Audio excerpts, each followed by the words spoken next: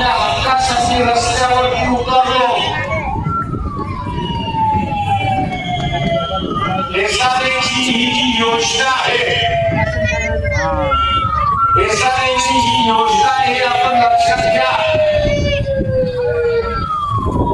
Olga tennis म्हणून नावाच्या असणाऱ्या मुंबईमध्ये पत्रकारांच्या एमर्जन्सी मध्ये त्यांनी सुप्रीम कोर्टामध्ये याचिका दाखल केली. याचिकेची मागणी होती, जे झोपडपट्टी धारक आहेत, फुटपाथ धारक आहेत,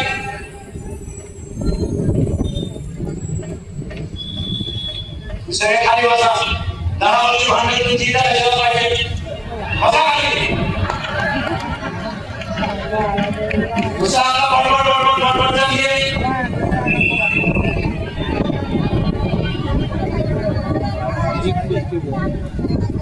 झोपडपट्टी धारक जो आहे, फुटपाथ धारक जो आहे, त्याला हक्काचं घर मिळालं पाहिजे. ही सुप्रीम कोर्टामधली याचिका त्यांनी दाखल केली आणि सुप्रीम कोर्टाने निकाल दिला की घटनेने प्रत्येकाला छप्पन असला पाहिजे असा अधिकार दिलेला आहे.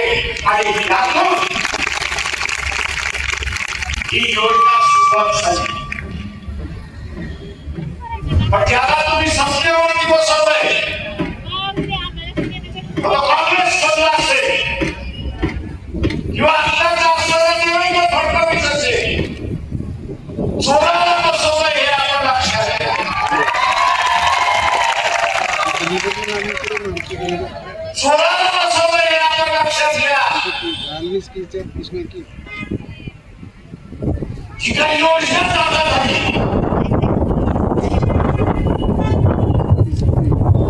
जिथे जिथे साहेब उभं करण्यात आलं, त्यातला दोन भाग आपल्याला दिसतो.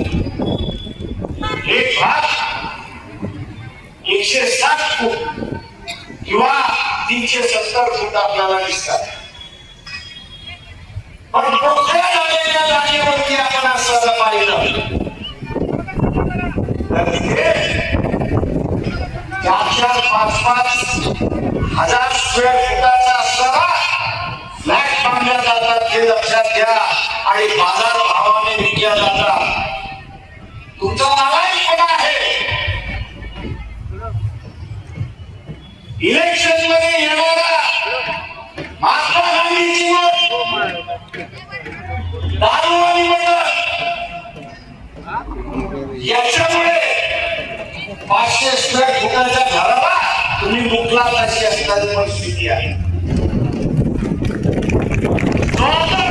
दुसरं कोणी नाही.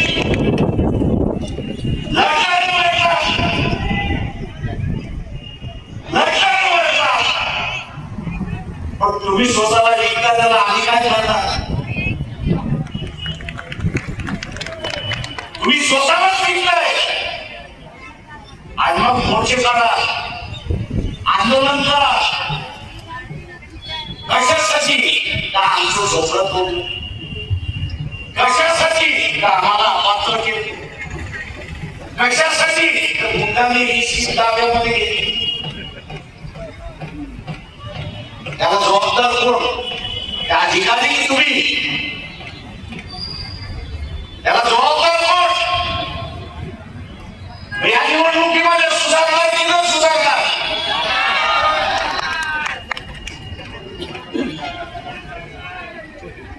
या निवडणुकीमध्ये सुधारणार की न सुधारणार?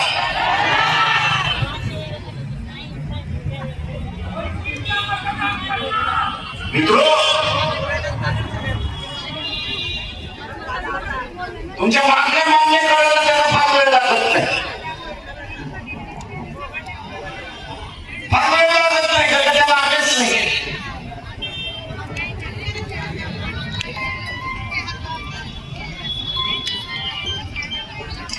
त्याला माहिती आहे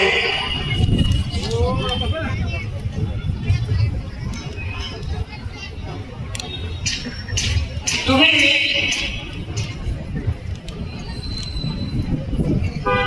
500 स्क्वेअर फुटाचं घर मागतच नाही.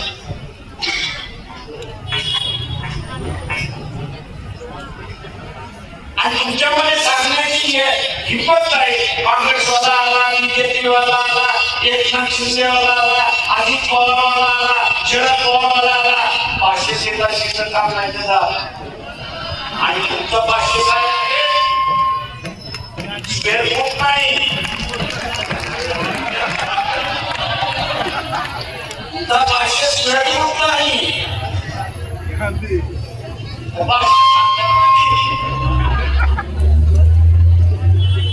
तुम्ही स्वतःलाच विकायला लागलेला. तुम्ही स्वतःलाच विकायला लागलेला. आणि म्हणून हक्काचं घर तिथे आलं पाहिजे. ते हक्काचं घर मिळालं पाहिजे. ते हक्काचं घर मिळत नाही. मुंबईमध्ये त्या ब्रिटिशच्या चाळी होत्या.